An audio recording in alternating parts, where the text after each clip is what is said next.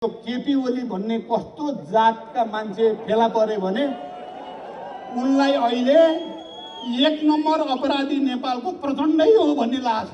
उनको अहिले एकमात्र मिसन के भएको छ? राजावादीसँग मिलेर होस्, दक्षिणपन्थीसँग मिलेर होस्, जोसँग मिलेर होस्, प्रचण्ड सिद्ध्याउने यो निरङ्कुश नै हो भनेर आवाज उठाउने। तर केपी ओलीको तानाशाहीको पक्षमा फैसला भएछ भने के अदालतलाई तर्साएको कि नेपाली जनतालाई तर्साएको कि अदालतको स्वतन्त्र न्याय क्षमतामाथि अविश्वास गरेको कि उहाँहरूले यहाँ गरिदिन्छु, त्यहाँ गरिदिन्छु, यस्तो गरिदिन्छु, उस्तो गरिदिन्छु, धेरै धाक नलाए हुन्छ यसो एक दुईवटा जुलुस गर्ने नि सानातिना। आम सभा कस्तो हुन्छ भन्ने कुरा 23 गते हेर्नु होला काठमाडौँमा। म उहाँहरूलाई भनिदिन चाहन्छु आम सभा कस्तो हुन्छ, आम सभा केलाई भन्छ भने अलिकति झलक दिन्छौँ जनपरिचालनको, कास्टिङ गर्छौँ यहाँ।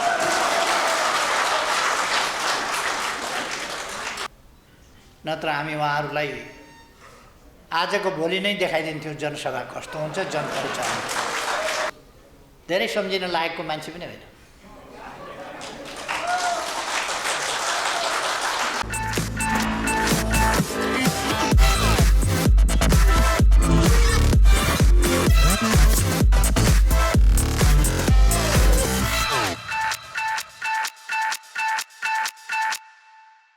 तपाईहरुले सुन्नुभएको छ जहिले म धेरै कुरा भन्न चाहन्न, को कस्ता हुन् भनेर मैले चिनाइरहनु पर्ने अब जस्तो लाग्दैन, चिनाइरहनु पर्ने जस्तो लाग्दैन। तपाईहरुले मान्छे चिनिसक्नु भएको छ, केही भनि राख्नु पर्ला जस्तो लाग्दैन। त्यस्ता तत्त्वहरूका हातमा यदि देश पर्यो भने देशको सार्वभौम सत्ता खतरामा पर्छ। स्वाधीनताको अर्थै रहँदैन, अन्तको इशारामा अरूको हितको लागि काम गर्ने अवस्था बन्छ देशमा। भौगोलिक अखण्डताको अर्थै हुँदैन, नक्सा मेटिन्छ फेरि। त्यसकारण यी कुराहरूको सुनिश्चित गर्ने गरी आगामी निर्वाचनमा हामीले प्रस्तुत हुनुपर्नेछ। जनतालाई सचेत गराउनु पर्नेछ, सङ्गठित गराउनु पर्नेछ। अघि भर्खर म भाषण सुन्दै थिएँ, कसैलाई अब सशस्त्र सङ्घर्षमा जाने मन छैन, कोही पनि जान चाहँदैन। अदालतले हाम्रा पक्षमा फैसला गर्छ भन्ने विश्वास छ, तर गरेन भने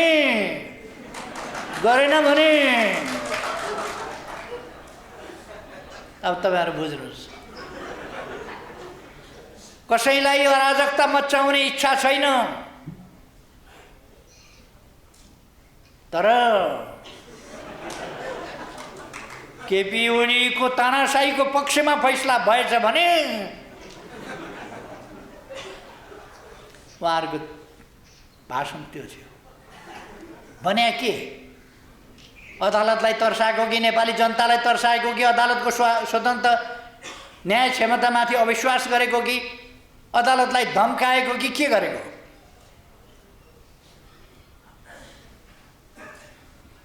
खैर, नेपाली जनताले यस्ता कुरा आफै बुझ्छन्।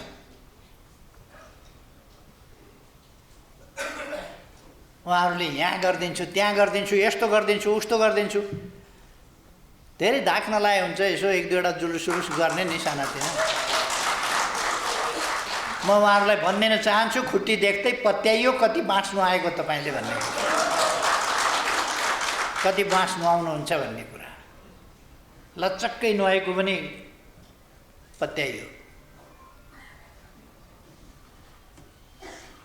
आम सभा कस्तो हुन्छ भन्ने कुरा 23 गते हेर्नु होला काठमाडौँमा। म उहाँहरूलाई भनिदिन चाहन्छु आम सभा कस्तो हुन्छ, आम सभा केलाई भन्छ भने जनपरिचालन केलाई भन्छ भन्ने कुरा 23 गते हेर्नु होला काठमाडौँमा। हामी 23 गते अलिकति झलक दिन्छौँ जनपरिचालनको, कास्टिङ गर्छौँ यहाँ।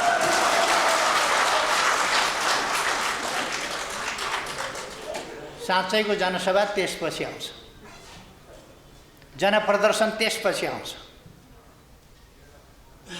त्यसकारण हामीले 23 गते यो बिचमा हामी अलिकति बढी नै व्यस्त भयौँ, नत्र हामी उहाँहरूलाई आजको भोलि नै देखाइदिन्थ्यौँ जनसभा कस्तो हुन्छ, जनपरिचय।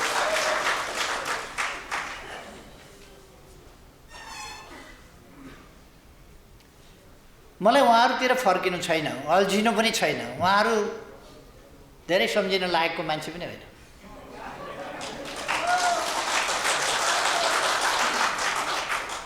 हामी एउटा अभियानमा छौँ, हामीले लामो समय सङ्घर्ष गरेका छौँ।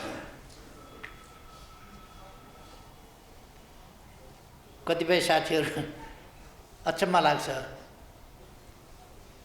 उहाँहरूको राजनीतिक जीवन त मभन्दा अलिक कान्छै छ, किन धाक लाउनुहुन्छ यस्तो भनेको। बडो धाक लाउनुहुन्छ, किन शताब्दीौँ सङ्घर्ष गरेको जस्तो। खैर म त्यता नजाउँ।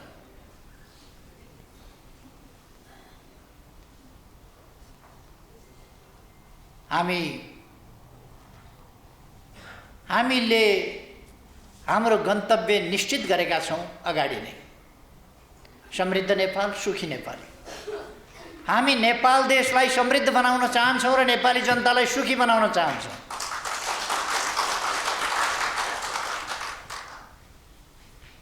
हाम्रो यो उद्देश्यमा हामी दृढ छौँ, अडिग छौँ। उहाँहरूले भत्काउन खोजेको यही हो, यही सपना भत्काउन खोजेको। उहाँहरूको आक्रोश यही सपनामा थियो। पहिले पनि मलाई सपना बाँडेर हिँड्यो भने मैले पानी जहाज चलाउन सकिन्छ भने, रेल चलाउन सकिन्छ भने, सुरुङ खोलेर बाटाहरू पहाड खोलेर छोट्याउन सकिन्छ भने, बाटाहरू चौडा गर्न सकिन्छ भने, कृषिको आधुनिकीकरण गर्न सकिन्छ भने, व्यावसायिकीकरण गर्न सकिन्छ, मसिनीकरण गर्न सकिन्छ, किसानलाई धनी बनाउन सकिन्छ, नेपाली जनतालाई बेरोजगार होइन रोजगारी युक्त आम्दानी युक्त जनता बनाउन सकिन्छ, सबै नेपाली जनतालाई बचत युक्त अवस्थामा पुर्याउन सकिन्छ। त्यो भने नेपालमा पर्यटन व्यवसायलाई अगाडि बढाउन सकिन्छ, नेपालमा भ्रष्टाचार नियन्त्रण गर्न सकिन्छ र निर्मूल पार्न सकिन्छ। हामीले सङ्कल्प गर्न आवश्यक छ। त्यो भने नेपाली समाज, वास्तवमा नेपाली समाज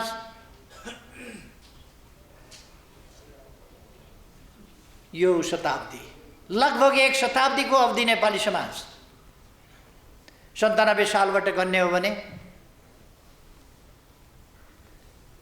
अहिले 80 वर्ष भयो। त्योभन्दा 87 सालबाट गन्ने हो भने 90 वर्ष भयो। अलिक अगाडि लाइब्रेरी पर्व आदिदेखि या त्योभन्दा अगाडिदेखि गन्ने हो भने 100 वर्ष चाहन्छन्, लगभग 100 वर्ष कठोर सङ्घर्षको अवधि रह्यो नेपाली जनताका लागि। यो पछिल्लो अवधि नेपाली जनताले समृद्धिको लागि, सामाजिक न्याय र समानताको लागि सङ्घर्ष गरेका छन्, सफलता प्राप्त गरेका छन् र अहिले सङ्घीय लोकतान्त्रिक गणतन्त्र स्थापना गरेका छन्। गणतन्त्र ल्याउने 3-4 जना छन् अरे, कसले ल्याएका हुन् थाहा छैन मलाई। मैले ल्याएको भन्छन्। मैले गणतन्त्रको आन्दोलन सुरु गर्दाखेरि स्कुल जाँदै गरेका केटाकेटीहरू गणतन्त्र मैले ल्याएको भनेर एक्लै ल्याएको हो कि गणतन्त्र कतैबाट जस्ता कुराहरू गर्छ। गणतन्त्रका लागिको आन्दोलनको नेपालको इतिहास लामो छ। त्यसमा पनि कम्युनिस्ट पार्टीको स्थापनासँगै लोकतान्त्रिक गणतन्त्रको माग उठ्यो। त्यसपछि झापा आन्दोलनले 27 सालबाट लोकतान्त्रिक गणतन्त्रका लागि आन्दोलन उठायो। पहिलोपल्ट सैद्धान्तिक रूपमा बोलिए पनि त्यस ढङ्गले आन्दोलन गणतन्त्रका लागि त्योभन्दा अगाडि उठेको थिएन। झापा आन्दोलनले उठायो। त्यो आन्दोलन क्रमशः अगाडि बढ्दै गयो। उठाउने बित्तिकै सफल हुन्छ भन्ने कुरा होइन, त्यसले समय लिन्छ।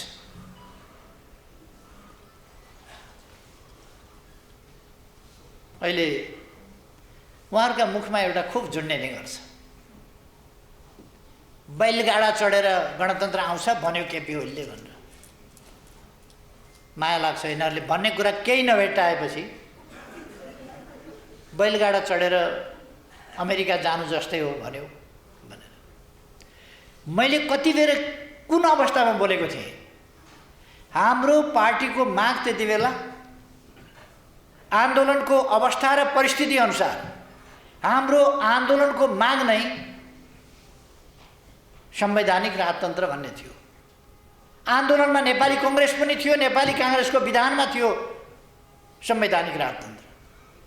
नेपाली कांग्रेससँग मिलेर हामी आन्दोलन गर्दै थियौँ। नेपाली कांग्रेससँग मिलेर आन्दोलन गर्दा हामीले संवैधानिक राजतन्त्र, शहीदको लोकतन्त्र भनेका थियौँ। केही साथीहरू सुर्याइ देखाउनका लागि व्यक्तिगत रूपमा त्यो आन्दोलनको माग बनेको थिएन। व्यक्तिगत तवरमा केही साथीहरूले गणतन्त्र चाहियो भनेर आफ्नो क्रान्तिकारीपन देखाउने। मैले भने नेपाली कांग्रेसको विधानमा संवैधानिक राजतन्त्र छ। विधानमा नेपाली कांग्रेससँग नमिलिकन अहिलेको अवस्थामा आन्दोलन गर्न सकिँदैन। नेपाली कांग्रेस संवैधानिक राजतन्त्रलाई आदर्श मानेर हिँडेको छ। त्यो कुरालाई स्वीकारेर हामी आन्दोलनमा छौँ।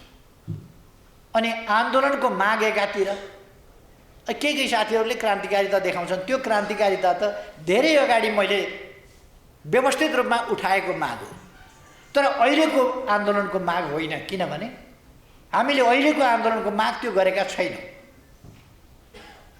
त्यो कुरा मैले भनेको थिएँ। अनि यस आन्दोलनबाट गणतन्त्र प्राप्त हुन्छ भन्ने कुरो बैलगाडा चढेर अमेरिका जाने भने जस्तै हो, जो असम्भव छ। किनभने आन्दोलनको मागै छैन त कहाँबाट पुग्छ त्यहाँ? मैले त्यो भनेको थिएँ। अब त्यसलाई अपव्याख्या गरेर बैलगाडा भन्ने शब्द भनेको थियो, बैलगाडा भन्थ्यो। राजनीतिक विश्लेषण भनेको उहाँहरूलाई आउँदैन, यथार्थ कुरा गर्न उहाँहरूलाई आउँदैन, राजनीतिक विश्लेषण आउँदैन।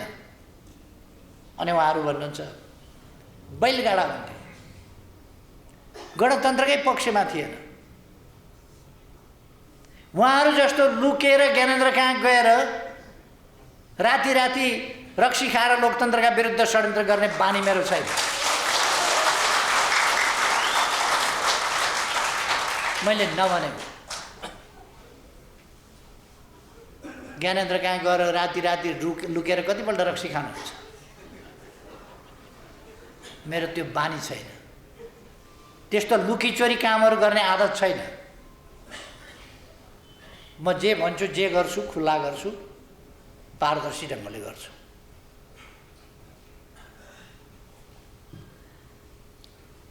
हामी अहिलेको संविधानको रक्षा गर्ने आन्दोलनमा छौँ। किन म यसो भनिरहेको छु भने संविधान हामीले ल्यायौँ, चुनाव पनि गरायौँ। तपाईहरुलाई थाहा होला संविधान ल्याउन कति गाह्रो परेको थियो, कति गाह्रो परेको थियो। अघि भर्खर भाषण सुने मैले। संविधान ल्याउँ ल्याउँ भनेर भन्ने यो प्रचण्डलाई किन खेदेको केपी ओलीले? संविधान ल्याउँ ल्याउँ उहाँले भनेको अरे र मलाई सम्झाएको अरे संविधान ल्याउन प्रचण्डले। प्रचण्डलाई हिंसात्मक आन्दोलनबाट शान्तिपूर्ण आन्दोलनमा डोर्याएर ल्याएको हामीले हो। संवैधानिक बाटोमा डोर्याएर ल्याएको हामीले हो। उहाँ त सत्तामा पुग्ने सिँढी बनाउनका लागि दुनियाँका छोराछोरीलाई आवेश उत्तेजनामा ल्याएर हिंसा मचाइरहनु भएको थियो। पछि दुनियाँका छोराछोरी अलपत्र पारिदिनु, आफू स्याट भर्याङ चढेर सिक्लेसबाट हेलिकप्टर चढेर काठमाडौँमा ओर्लिएका दिनदेखि उहाँको अवतार परिवर्तन भएको होइन। खै हामीले बडो कठिनले संविधान ल्याएका हौँ, बडो कठिनले। अनेक शक्तिहरूले ल्याउन नदिँदै खोज्दै रोक्न नदिएर संविधान ल्याए। त्यसपछि हामीले संविधानको कार्यान्वयनको कोसिस गर्यौँ, चुनाव गराउने कोसिस गर्यौँ। त्योभन्दा अगाडि तपाईँहरूलाई सम्झना होला, संविधान सभाको चुनाव त गराइयो, संविधान सभालाई संविधान बनाउन नदिएर 4 वर्षमा भङ्ग चाहिँ कसले गरेको थियो? म उहाँलाई सम्झाउन चाहन्छु, एकपल्ट यसो सम्झिनुहोस् त, कसले भङ्ग गरेको थियो? प्रचण्ड र बाबुरामले भङ्ग गरेको होइन संविधान सभा, समाप्त पारे होइन, फेरि मुस्किलले संविधान सभाको चुनाव गराइयो।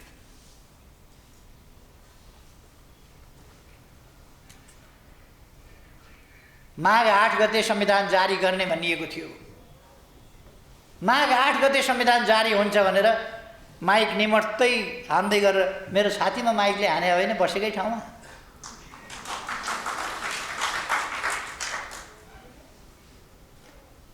मैले त त्यो सबै हलाल पिएर चाहिँ पिएर संविधान बनाउन लागि, फेरि निर्वाचन गराउन लाग्यो। बडो मुस्किलले निर्वाचन गराइयो। अनि प्रधानमन्त्री बनाउनका लागि उहाँले हामीसँग एकता गर्नुभयो, पार्टी एकता गर्नुभयो, एकीकरण गर्नुभयो। एकीकरण गरेको अहिले त के भन्नुहुन्छ? केपी ओलीलाई एकीकरण गरेर एकता गरेर प्रधानमन्त्री बनाउने म भनेर उहाँले मेरा लागि एकता गर्नुभएको। अब जुन हालत हुनेवाला छ त्यो त पोरपरारै भइसक्थ्यो उहाँको। अब जे हुनेवाला छ चुनावमा त्यो अघिल्लै चुनावमा भइसक्थ्यो। मैले अस्ति नै भनिसकेँ, 2 अङ्कको सिट ल्याएर देखाउनुहोस् न तपाईँहरू। अहिले देश एउटा गम्भीर मोडमा छ। अदालतलाई धम्की दिन खोजिएको छ।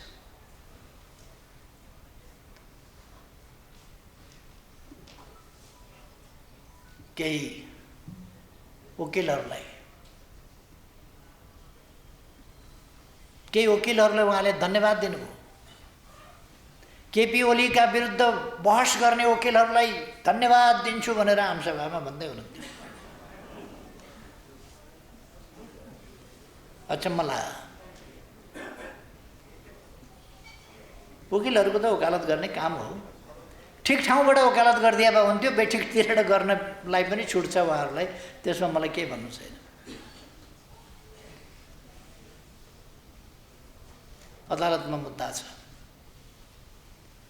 हामी झगडिया होइनौँ, हामी झगडा गर्न जाँदैनौँ, मुद्दा गर्न जाँदैनौँ। हामी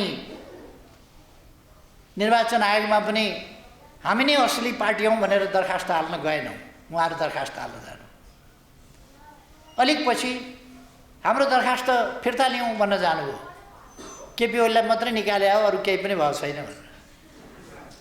फेरि पार्टी निर्वाचन चिन्ह झन्डा सबै हाम्रै हो भनेर फेरि भन्दै हुनुहुन्छ। अब केपी ओलीलाई निकाल्नुभयो भने त सिद्धिहाल्नु भयो नि त, भइगयो नि, फेरि किन गराइरहे? केपी ओली निकाल्नु भएछ सिद्धियो। उहाँहरू अनेक थरी कुरा गरेर हिँड्नुभएको छ। यो भ्रमबाट जनतालाई हामीले मुक्त गर्नुपर्दछ र मुक्त गर्नका लागि हाम्रा सङ्गठित प्रयासहरू, हामीले पहिले सही विचारहरू, सही विश्लेषणहरू ग्रहण गर्नु पर्यो, सही विचारहरू लिनु पर्यो, सही गन्तव्य लिनु पर्यो र त्यो सही गन्तव्य लिएर ती विचारमा आधारित भएर हामी सङ्गठित हुनु पर्यो। सुदृढ मजबुत सङ्गठन, र त्यो मजबुत सङ्गठन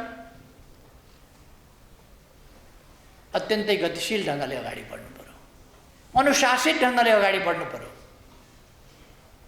आज हाम्रो लागिको आवश्यकता थियो। म साथीहरूलाई आग्रह गर्न चाहन्छु,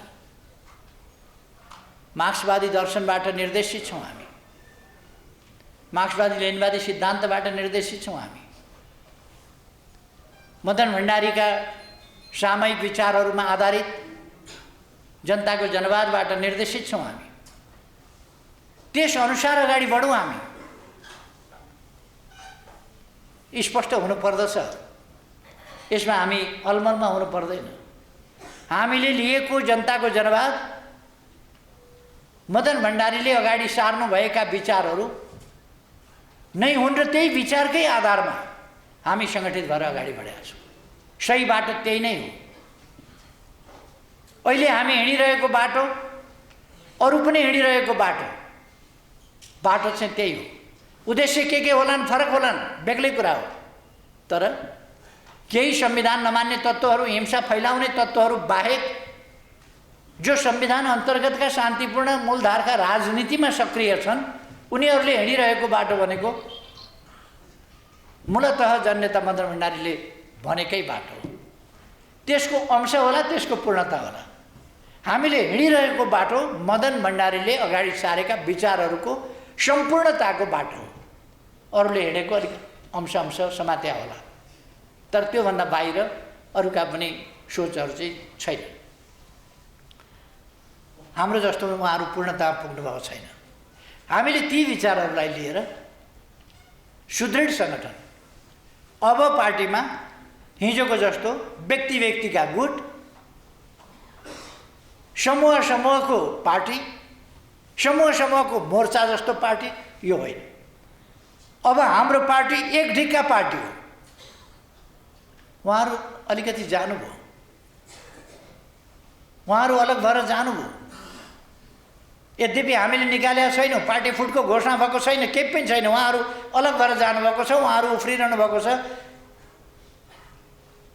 केही वर्षहरू परिचालन गरेर अलिअलि मान्छे आज जम्मा पनि गर्नुभयो त्यहाँ देशभरिबाट। देशभरिका उहाँहरूका मान्छे भेला गर्दा हामीभन्दा अलिक धेर गरेका छ। अहिले यहाँ एक सेक्टरको भेलाभन्दा अलिक धेरै छन्, देशभरिबाट जम्मा गरे हो। हामीले उहाँहरूलाई निकालेको छैन, तर आन्दोलनले एउटा शुद्धिकरण खोजेको थियो। तपाईहरु विचार गर्नुस्, यो यसभन्दा अगाडि यो 3 वर्ष जसरी पार्टी चलेको थियो के पार्टी त्यसैगरी चल्न सक्छ? टेलिभिजनमा हेर्नुभयो भने अरू भेटिँदैन। 1-2 जना बुद्धिजीवीहरू हौ भन्नेहरूले हामीलाई गाली गरेर देखिन्छ, नत्र भने पार्टीकै नेताहरू गएर पार्टी नेतृत्वका विरुद्ध, पार्टी नीतिका विरुद्ध, पार्टीले गरेका कामका विरुद्ध, सरकारले गरेका कामका विरुद्ध, सरकारको उचित्व काटेर आलोचना गरेको हुन्छ, विरोध गरेको हुन्छ, निन्दा भण्डाफोर गरेको हुन्छ, भर्त्सना गरेको हुन्छ पार्टीका नेताहरू गएर। त्यसै गरेर पार्टी चल्छ, त्यस्तै हुन्छ पार्टी। संसारमा अस्ति हाम्रो पार्टी जस्तो थियो त्यस्तै पार्टी चलेको संसारमा कहीँ देख्नुभएको छ तपाईहरुले? त्यस्तो पार्टी कहीँ देख्नुभएको छ? छेउमा बसेको अध्यक्ष, दोस्रो अध्यक्ष, उनले पार्टीका विरुद्ध, सरकारका विरुद्ध आफ्ना सम्पूर्ण साधन स्रोतहरू परिचालन गर्छ। यस्तो देख्नुभएको छ तपाईहरुले? कुनै पार्टीमा यतापट्टि भएको वरिष्ठ नेता, अर्को वरिष्ठ नेता पार्टीको विरोधमा बाहेक बोल्दै बोल्दैन। पार्टीको समर्थनमा कहिले बोलेको सुन्नुभयो तपाईहरुले? कहिले? सरकारले यत्रा राम्रा कामहरू गरेका छन्, ती कामहरूको पक्षमा बोलेको कहिल्यै सुन्नुभयो? कहिल्यै बोल्दैन पक्षमा। अनि पार्टी चल्छ। पार्टी थियो र त्यो पहिले नै एउटा संयुक्त मोर्चाको रूपमा, त्यो पनि कमजोर धरातलमा बनेको संयुक्त मोर्चा जस्तो। संयुक्त मोर्चामा पनि एउटा मर्यादा हुन्छ। त्यो मोर्चामा बसेपछि मोर्चाको सरकारलाई पनि विरोध गरिँदैन, समर्थन गरिन्छ। तर आफ्नै पार्टीको मुख्य सचेतक पार्टीको पक्षमा संसदमा बोल्दैन। कस्तो चल्या होला? मन्त्रीले सरकारको पक्षमा बोल्दैन, कस्तो सरकार चल्या होला? यसै गरी चल्थ्यो? पार्टी यसै गरी चल्थ्यो? पार्टी जस्तो थिएन र पार्टीले शुद्धिकरण खोजेको थियो। कहीँ न कहीँ गएर यो पोइन्ट आउँथ्यो, शुद्धिकरण आवश्यक थियो, हुनै पर्थ्यो शुद्धिकरण। अब पार्टी झैँ चल्न थालेको छ। अब पार्टी एक ढिक्का छ।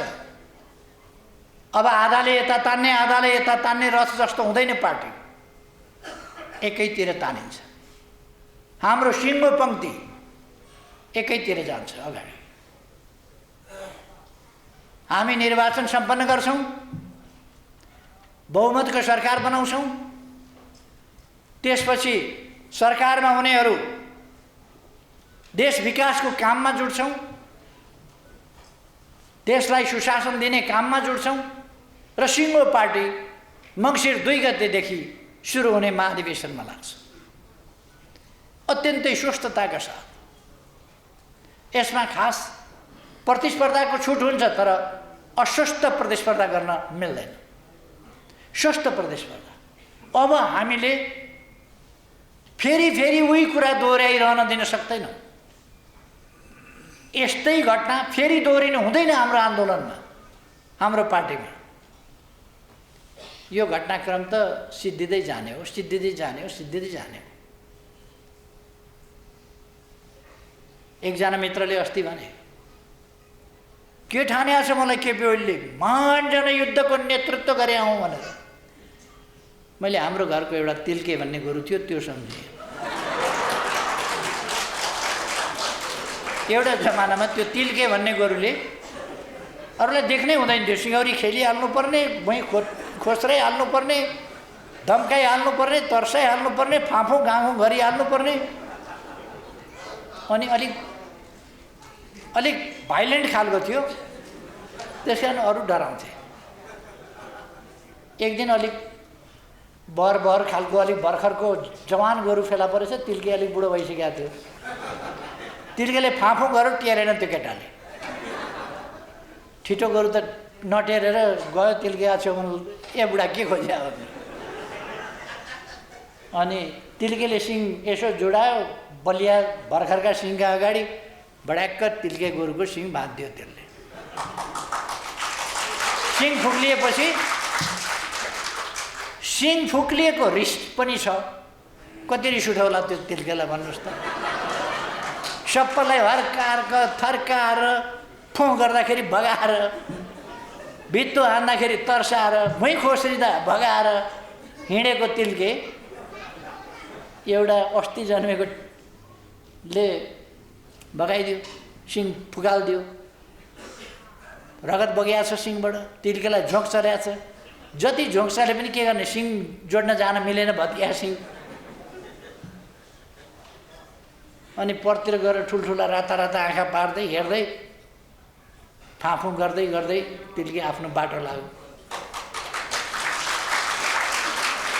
उहाँले त्यस्तै धाक धक्को लाउँदै, आज पनि लाउँदै हुनुहुन्थ्यो त्यहाँ, नत्र भनेर। त्यो भाँचिएको सिङ देखाउनु मात्रै हो, त्यो अरू केही हो। भाँचिएको सिङ देखाउनु।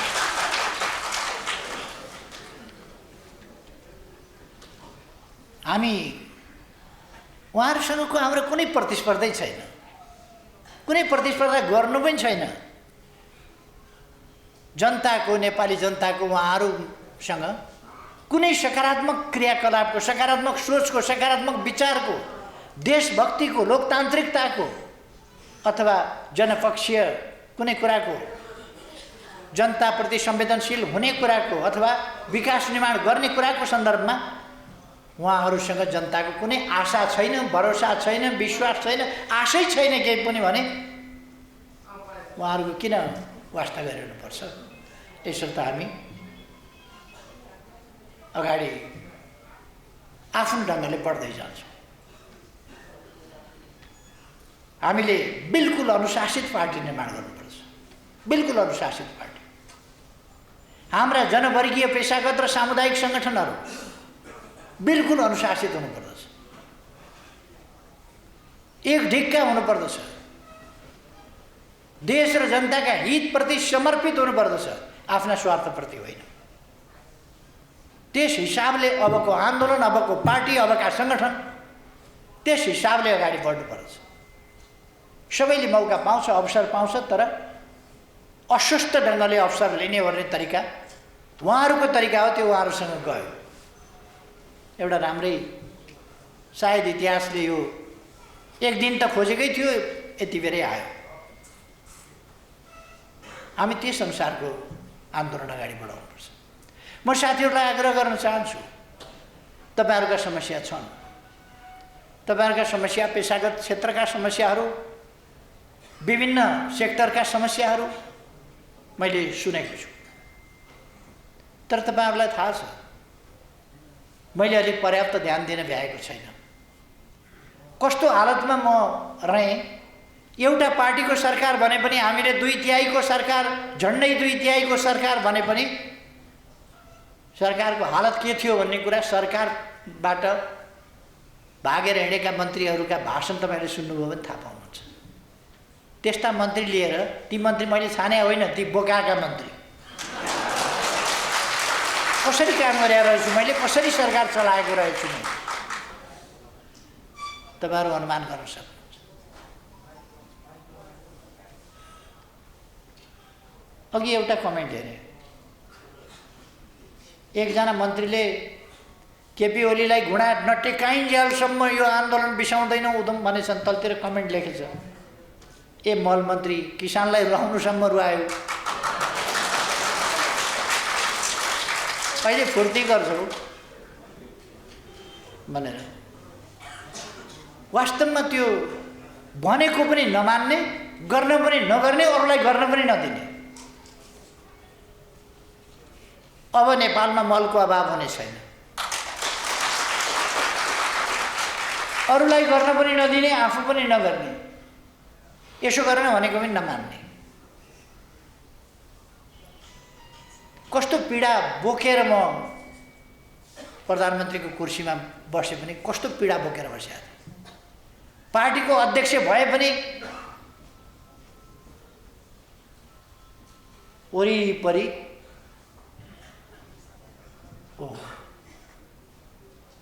तमासा छ, तमासा। म देश बनाउने कुरा गर्छु,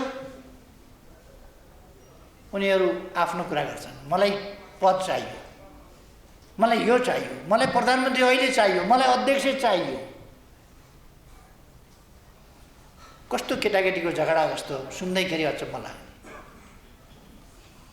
यो चाहियो, त्यो चाहियो, तत्काल चाहियो, एउटा प्रक्रियाबाट जाउँ। मैले फेरि त्यो मानेको, सधैँ एउटै मान्छेले चलाउने होइन। तपाईँहरू राम्रो काम गर्नुहोस्, महाधिवेशनपछि म छोडौँला, मलाई चलाउने मन पनि छैन, चुनावपछि म छोडौँला, तपाईँहरू गर्नुहोला, राम्ररी गर्नुहोस् न। कमसेकम यो तमासा जग हसाइ नगर्नुहोस्।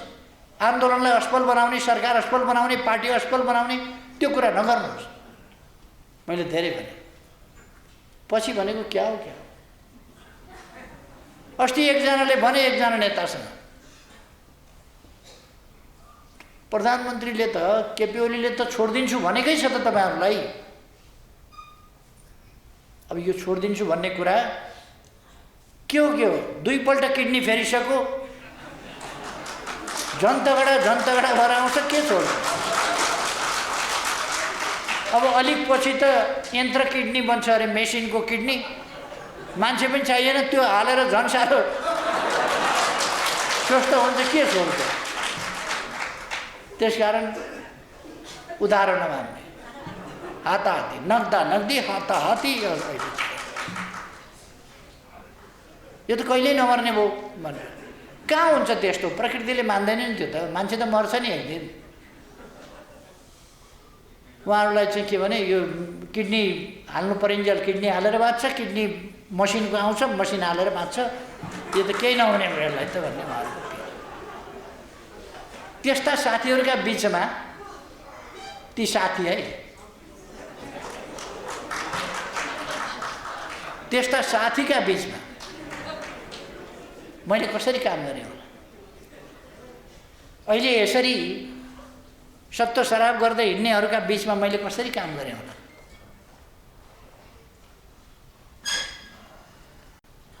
खैर हाम्रा आफ्ना गन्तव्यमा हामी अब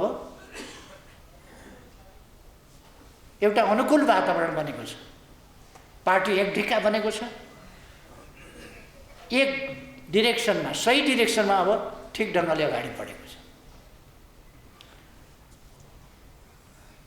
म साथीहरूलाई भन्न चाहन्छु, कुनै अन्यल राख्नु पर्दैन। संविधानमा प्रतिनिधि सभा पुनर्स्थापना गर्ने कुनै ठाउँ संविधानमा छैन। वकिलले कुरा फिट्याफिट्यै छन् कोही वकिलहरूले।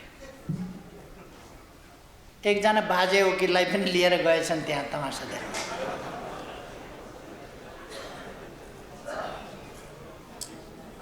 किन दुःख दिए हो बुढा मान्छेलाई?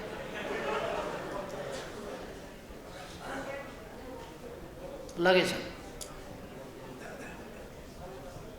तर संविधानमा संसद प्रतिनिधि सभा पुनर्स्थापना हुने ठाउँ छैन। केपी ओलीले किन त्यसो भन्यो भने त्यही भएर विघटन गरेको छु अनि त्यही सही कुरा चाहिँ नभन्ने जनतालाई काम गर्न नदिएर विघटन गरे हो, त्यो कुरा नभन्ने। यिनै मान्छेहरू हुन् काम गर्न नदिने, त्यो यिनीहरूलाई नचिनाउने। मैले देशलाई अगाडि बढ्न नदिने तत्त्वहरू यिनै हुन्। आफ्ना निम्ति, आफ्ना परिवारका निम्ति, आफ्ना नातागोताका निम्ति मरिहत्ते गर्ने मान्छे यिनै हुन्।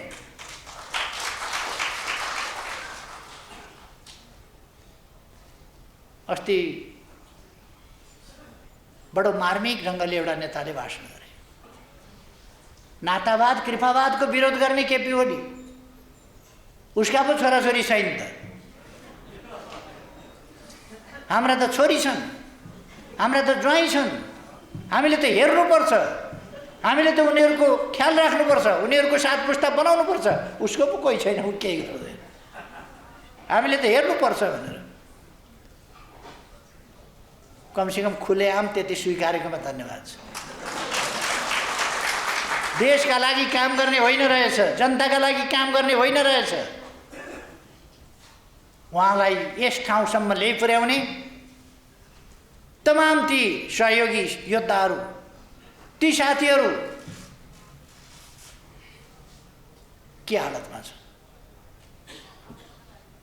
ती तपाईँका छोराछोरी ठान्नु पर्थ्यो कि पर्दैन थियो? तपाईँले जनयुद्ध भनेर होमेका ती साथीहरू, ती शहादत प्राप्त गरेका योद्धाहरू, ती अङ्गभङ्ग भएका मान्छेहरू, तपाईँका आन्दोलन नामका पीडामा परेका मान्छेहरू, तिनका छोराछोरीहरू, ती पनि त कसैका छोराछोरी होलान् नि। ती छोराछोरी ठान्नु पर्थ्यो कि पर्दैन थियो? उहाँले भन्नुभएछ मेरा त छोरी छन्, मेरा त ज्वाइँ छन्, मैले त हेर्नुपर्छ, म केपी ओली जस्तो होइन। उहाँले भन्नुभएछ राम्रै गर्नु, खुलस्तै गर्नु। अब उहाँहरूका यस्ता स्वैर कल्पनाका दिनहरू गए। उहाँहरूले आज धेरै ठुला ठुला कुरा गर्नुभयो। एउटा हिन्दी सिरियल आउँथ्यो, मुङ्गेर लाल के रङ्गीन सपने, धेरैले हेर्नु पनि भयो होला। मुङ्गेरी लाल के रङ्गीन सपने हेर्नुभएको छैन भने त्यो अहिले पनि हेर्न पाइन्छ, युट्युबमा खोजेर हेर्नुहोस्। युट्युबमा सर्चमा गएर मुङ्गेरी लाल के रङ्गीन सपने हेर्ने बित्तिकै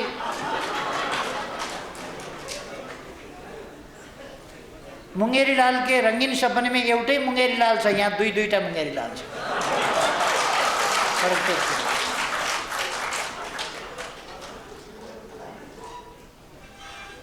ती सपना देख्ने अरूका लागि होइन, आफ्ना लागि। मुङ्गेरी लालले पनि अरूका लागि सपना देखेन, आफ्ना लागि देख्थे। अनौठा अनौठा सपना देख्यो मुङ्गेरी लालले, तर अरूका लागि होइन, दुनियाँका लागि होइन, देशका लागि होइन, मानव जातिका लागि होइन, जनताका लागि होइन, आफ्ना लागि देख्यो।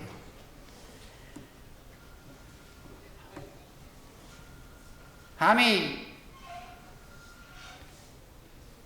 एकदमै अनुकूल परिस्थितिमा छौँ। म साथीहरूलाई बताउन चाहन्छु, यसो हुन्छ कि उसो हुन्छ कि, अप्ठ्यारोमा पर्छ कि, आन्दोलन अप्ठ्यारोमा पर्छ कि, यो आन्दोलन कसैले गिफ्ट दिएको आन्दोलन होइन।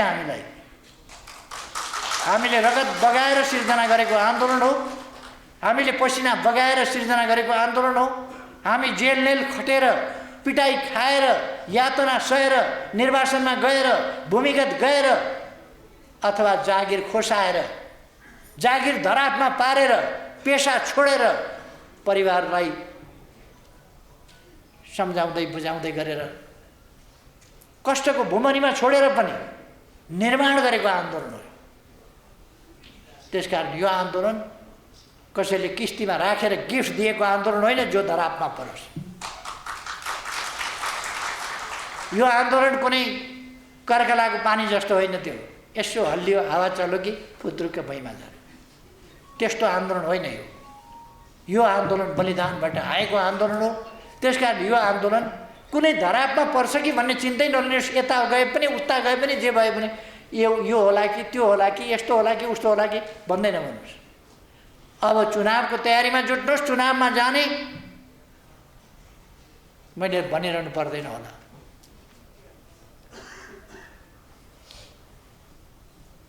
हामी एउटा इतिहास नयाँ इतिहासको रचना गर्दैछौँ। आन्दोलन यस्तो पनि हुन्छ, एउटा पार्टीबाट नाम चलेका नेताहरू बाहिरिएर पनि आन्दोलन जस्ताको तस्तै होइन अरू बढी मजबुत हुन्छ भन्ने कुराको दृष्टान्त दुनियाँमा हामी देखाएको छौँ। केही नाम चलेका नेताहरू बाहिर हुन्छ। एउटा समय हुन्छ, जमाना हुन्छ। त्यो जमाना बुझ्न सकेन भने, चिन्न सकेन भने, समय परिवर्तन भएको थाहा पाएन भने, आफू आउटडेटेड भएको कुरा मान्छेले बुझेन भने त्यसलाई दशा लाग्छ। आउटडेटेड हुन्छ मान्छे, हरेकको आउटडेटेड हुने समय आउँछ। यी हाम्रा साथीहरू वैचारिक हिसाबले आउटडेटेड भए, उद्देश्यका हिसाबले आउटडेटेड भए। यिनीहरूको चिन्तनको विषय देश रहेन, जनता रहेन, मानव जाति रहेन, हाम्रा जनताले भोगिरहेका समस्या यिनका विषय रहेनन्। त्यसकारण हाम्रो ध्यान जनताले भोगिरहेका समस्याहरूबाट जनतालाई मुक्त गर्नेतिर जानुपर्छ। गएको छ। त्यसै कारण हाम्रो आन्दोलन सफलतापूर्वक अगाडि बढ्छ। उहाँहरूको आन्दोलन समाप्त हुन्छ किनभने उहाँहरूको विषय नै देश छैन, जनता छैन, जनताले भोगिरहेका समस्या र तिनको समाधान छैन। मानव जातिलाई कसरी एउटा शान्तिपूर्ण, सभ्य, सुखी, समृद्ध संसार बनाउने, त्यस कुरामा उहाँहरूको चिन्तन छैन। उहाँहरूले देख्नुभएको छ। अहिले उहाँहरूले मेरा विरुद्ध प्रहार सम्पूर्ण रूपमा केन्द्रित किन गर्नुभएको छ? किन केन्द्रित गर्नुभएको छ तपाईँहरूले बुझ्नुभएको छ। केपी ओली एकजना नभएदेखि अरूलाई करापकुरूप पार्थ्यौँ भन्ने उहाँहरूलाई लागेको छ। यद्यपि त्यो कुरा साँचो होइन। अरू साथीहरू पनि 101 हुनुहुन्छ, त्यो उहाँहरूले आन्दोलनलाई निमट्न सक्नुहुन्न, तर उहाँहरूलाई लागेको छ। त्यसै कारण केपी ओलीलाई हटाउन पाए, पन्छाउन पाए, केपी ओलीलाई बदनाम गर्न पाए, उसको चरित्र हत्या गर्न पाए, उसलाई जनताबाट अलग गर्न पाए, हामी फेरि आफू जनता अल्मल्याउने जादु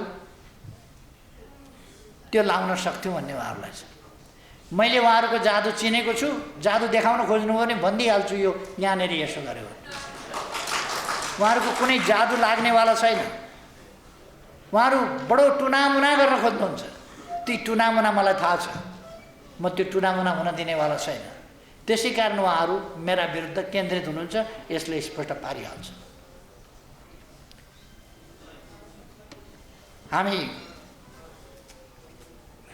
हामीले थुप्रै उपलब्धिहरू हासिल गरेका छौँ। सरकारले धेरै राम्रा कामहरू गरेको छ। मैले भनिरहनु पर्ला जस्तो लाग्दैन। काठमाडौँका सहरहरू इतिहासमा कहिल्यै यस्ता थिए। कहिल्यै इतिहासमै काठमाडौँका सहरहरू यस्ता थिए। यो काठमाडौँका सहरको ब्युटिफिकेसन, बाटाहरूको ब्युटिफिकेसन यस्तो यो पुरा भयो भनेको होइन, सुरुवात हामीले गरेका छौँ र बडो सकारात्मक ढङ्गले सुरु गरेका छौँ। नयाँ ढङ्गले हामी अगाडि बढ्दैछौँ। एयरपोर्ट, काठमाडौँ अन्तर्राष्ट्रिय विमानस्थल इतिहासमा कहिल्यै अहिले जस्तो थियो, कहिले पनि थिएन। यति बाटाहरू इतिहासमा कहिल्यै यति छिटो बनेका थिए। मैले ट्विन विस्थापनको नारा ल्याएँ पहिलोपल्ट। मैले पुरा कार्यकाल काम गर्न पाइनँ, यसपल्ट ट्विन विस्थापित गरियो। ट्विन विस्थापित भए, पुल र झोलुङ्गे पुलहरू बने। यस वर्ष मात्रै 400 भन्दा बढी, यस बिचमा भनौँ 400 भन्दा बढी झोलुङ्गे पुलहरू बनेका छन्। यस बिचमा ट्विनहरू विस्थापित भएका छन्। ट्विन विस्थापित हुनुको अर्थ गाउँमा दुर्गममा बसेका जनतालाई थाहा छ, त्यहाँबाट झरेर आफन्तहरू मर्दा घाइते हुँदा अथवा ट्विनले चेपेर औँला काटिँदा त्यसको पीडा के हुन्छ त्यो त्यहाँका जनतालाई थाहा छ। ट्विन विस्थापित हुँदा कति फाइदा भयो त्यो जनतालाई थाहा छ। अहिले बाटा कति बनेका छन्? गएको आर्थिक वर्षमा मात्रै 4 महिना, अन्तिमको 4 महिना कोभिडले ठप्प बनाइदियो। बाँकी 8 महिनामा 900 किलोमिटर कालोपत्र गरेका छौँ हामीले। 900 किलोमिटर, डबल लेन, 4 लेन, 6 लेनका बाटाहरू गएको वर्ष मात्रै। हामीले सुरुङ मार्ग सुरु गरेका छौँ। बाटाको हिसाबमा पनि टनेल एरामा देश प्रवेश गरेको छ। उत्तरतिरका बाटाहरू पनि टनेलका बनाउँछौँ, दक्षिणतिरका बाटाहरू पनि टनेल बनाउँछौँ। यो फास्ट ट्र्याकलाई पनि लामा टनेलहरूबाट छिचोल्ने हामीले अब टेन्डर प्रक्रियामा जाँदैछ। अरू बाटाहरू पनि धेरै पर गइरहनु पर्दैन। अब उता 9-20तिरबाट सुरु भइसकेको छ टनल खन्ने काम। केही दिनभित्र सायद आजभोलि सुरु भइसक्यो या हुन्छ। यहाँ थानकोटबाट पनि टनलको काम यताबाट पनि सुरु हुन्छ, खन्ने काम। हामी नयाँ युगमा प्रवेश गरेका छौँ। हामीले पुनर्निर्माणका कामहरू गरेका छौँ। पुनर्निर्माणका कामहरू असाधारण गरेका छौँ। यस बिचमा तपाईहरु हिँड्दा बाटाको दायाँ हेर्नुस्, बायाँ हेर्नुस्, सहर घुम्दा हेर्नुस्, पुनर्निर्माणका कति काम गरेका छौँ हामीले। आफ्नो संसद भवन थिएन उहिलेको, गद्दी बैठक के बैठक भन्ने यहाँ थियो, ग्यालरी बैठक। त्यो ग्यालरी बैठकमा राणाहरूको नाचगान गर्ने बैठक, त्यो हल, त्यसमा संसद चलाउने गर्थ्यो। त्यो भत्कियो, त्यसले पुग्ने पनि भएन। संविधान सभामा, अन्तर्राष्ट्रिय सम्मेलन केन्द्रमा भाडामा बस्नु पर्यो। यसपल्ट म आएपछि मैले संसद भवन निर्माण सुरु गरेको छु। धराएर मैले छोडेर जाँदा मैले जे अभियान थालेको थिएँ, छोडेर गएँ, फर्केर आउँदा जस्ता तस्तै अहिले तपाईहरु धराहरा तयार हुन लागेको धराहरा देख्नुहुन्छ। रानी पोखरी शिलान्यास भइसक्यो। अरू थुप्रै ठाउँहरू मैले भनिरहनु पर्ला जस्तो लाग्दैन। 7 लाख आवासहरू हामीले हस्तान्तरण गरेका छौँ। र हाम्रो पार्टी आफैमा, पार्टी पनि यस्तो पार्टी हो, भुइँचालो जाने बित्तिकै हामीले दिनमा 22,000 देखि 30,000 मान्छे दिनमा आवासीय ढङ्गले परिचालन गरेर 1 महिना लगाएर 27,276 वटा आवास, अस्थायी आवासहरू बनाएर पीडित जनतालाई हस्तान्तरण गर्यो। 27,276 वटा आवास। विश्वको रेकर्डमा त्यस्तो छैन कहीँ पनि। गिनिज बुकले पनि मन लागे कुरा लेख्छ होला। यस्ता एउटा पोलिटिकल पार्टीले भुइँचालो जाँदा 27,276 वटा घर बनाएर हस्तान्तरण गरेको, 13,000 विद्यालय कलेजहरू बनाएर हस्तान्तरण गरेको एउटा पार्टीले 1 महिनाभित्र यस्तो रेकर्ड विश्व इतिहासमा कहीँ पनि छैन। सरकारको एक पैसा खर्च नलिकन, पार्टी कोषबाट एक पैसा खर्च नलिकन, कार्यकर्ताहरू मात्रै परिचालन भएर यस्तो रेकर्ड छैन दुनियाँमा। 22,000 भत्किएका घरहरूको डेब्रिसहरू, त्यो भग्नावशेषहरू सफा गरेर त्यसरी काम गर्ने पार्टी हो यो। पार्टीले मात्रै सक्छ त्यो काम गर्न, त्यो क्षमता भएको पार्टी हो। त्यसै कारण यस पार्टीलाई जनताले विश्वास गरेका छन्। विकासको हिसाबले, निर्माणको हिसाबले, भिजनको हिसाबले, कसरी देश अगाडि लानुपर्छ भन्ने हिसाबले। कोभिड-19 का विरुद्ध हामी काफी लड्यौँ। अब हिजो पहिलो किस्तामा हामीले भ्याक्सिन 10 लाख खोप हिजो ल्याएका छौँ। भल्नरेबल ढङ्गले चिकित्सक, नर्सेस, स्वास्थ्यकर्मी, सुरक्षाकर्मी, अरू त्यस्तो भल्नरेबल ठाउँमा भएका मान्छेहरू, उनीहरूलाई हामी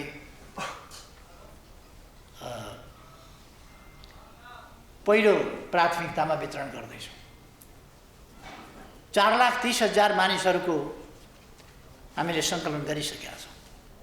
14 गतेबाट प्रारम्भ सायद होला खोप लगाउने कार्य। त्यसपछि अरू किस्ताहरू हामी ल्याउने प्रयासमा छौँ र छिटै ल्याउँछौँ र छिटै नै हामी देशलाई कोरोनाबाट मुक्त गर्छौँ। भ्याक्सिनहरू उहाँहरू सारा बल लगाइरहनु भएको छ, कुदिरहनु भएको छ। केमा कुद्नु भएको, केमा कुद्नु भएको। हामी जनताका सवालमा कुदिरहेका छौँ, देशको सवालमा कुदेका छौँ, लोकतन्त्रका लागि कुदेका छौँ, भ्याक्सिनका लागि कुदेका छौँ, खाने पानीको सुविधा पुर्याउन कुदेका छौँ, बिजुली पुर्याउन कुदेका छौँ, अरू सुविधाहरू उपलब्ध गराउन कुदेका छौँ। सडकमा बालबालिका भेट्टायो भने तिनलाई लगेर व्यवस्था गर्ने कुरामा कुदेका छौँ। सडक सहयोगापक्षी मानवहरू भेटियो भने तिनको व्यवस्था गर्न कुदेका छौँ। गरिबहरूलाई रोजगारी कसरी दिने भनेर कुदेका छौँ। फुसका छानाहरूलाई टिनका छानाबाट विस्थापित गर्ने, आगलागीबाट जनतालाई जोगाउने, घरबार विहीनलाई जनता आवास मार्फत घर उपलब्ध गराउने त्यस अभियानमा लागेका छ। अब 1-2 वर्षभित्र फुसका छात्राहरू देशमा हुने छैनन्, टिनका घर मात्रै हुन्छ। यो अभियानमा हामी जुटेका छौँ। आवासविहीन कोही हुँदैन। जमिनको समस्या हामी 1-2 वर्षभित्र समाधान गर्दैछौँ। आयोग हामीले गठन गरिसकेका छौँ। हामी यी कामहरूमा लागेका छौँ। रुग्ण उद्योगहरू चलाउने, नयाँ उद्योगहरू स्थापना गर्ने त्यस काममा हामी लागेका छौँ। थला परेको पर्यटन व्यवसायलाई अगाडि कसरी बढाउने त्यसमा लागेका छौँ। कर्मचारीहरूका समस्या, शिक्षकहरूका समस्या, अरू युनिभर्सिटीका शिक्षक प्राध्यापकहरूका समस्या, अस्थायीका समस्या, करारका समस्यादेखि लिएर अनेक समस्याहरूको समाधान कसरी गर्ने त्यसमा हामी लागिरहेका छौँ। कसरी जनतालाई सुविधा सहुलियत दिन सकिन्छ त्यसमा हामी लागिरहेका छौँ। त्यसकारण म साथीहरूलाई आग्रह गर्न चाहन्छु, हामी महान उद्देश्यतर्फ अगाडि बढिरहेका छौँ। त्यो महान उद्देश्य हामी देशलाई शिरमा राखेर, जनतालाई मनमा राखेर, मानव जातिको सर्वोपरि हितका लागि, वातावरणप्रति सचेत रहेर, मानव अधिकारप्रति सचेत रहेर हामी अगाडि बढिरहेका छौँ। त्यसकारण म साथीहरूलाई आग्रह गर्न चाहन्छु, तपाईँहरू आत्मविश्वासका साथ अगाडि बढ्नुहोस्। आत्मविश्वासका साथ यो देश हामीले बनाउने हो, हामीले बनाउनु पर्छ, अरू कसैले सक्दैन। अरूसँग दृष्टिकोण छैन, विचार छैन। त्यसकारण हामीले हाम्रा अग्रगामी विचारहरू दिएर यस देशलाई समतामूलक, समृद्ध, भयरहित अवस्थामा बाँच्न पाउने, सम्मानयुक्त ढङ्गले बाँच्न पाउने समृद्ध देश, सुखी देश, त्यो बनाउनुपर्छ। त्यस अभियानमा जुटौँ। मेरो आग्रह छ, साथीहरू अब नयाँ ढङ्गले सङ्गठित हुनुहोस्, तीव्र गतिले आफ्ना क्षेत्रका सङ्गठनहरूलाई चुस्त दुरुस्त बनाउनुहोस् र अगाडि बढ्नुहोस्। यही म आग्रह गर्न चाहन्छु र तपाईँहरूलाई गर्नुपर्ने सहयोग पार्टीले गर्नेछ, यति भन्न चाहन्छु। साथीहरूले यस प्रकारको कार्यक्रमको आयोजना गर्नुभयो, यसका लागि धेरै धेरै धन्यवाद। मलाई पनि धेरै समय पर्खिनुभयो। म थुप्रैवटा कार्यक्रममा घुमिराखेका थिएँ, धेरैवटा कार्यक्रममा सहभागी हुनु थियो, त्यसबाट आउन थोरै झन्डै ढिलो हुन खोजेको थियो। उहाँले अलिक लामै बोलिदिनु भयो र भ्याएँ। साथीहरूलाई धेरै धेरै धन्यवाद।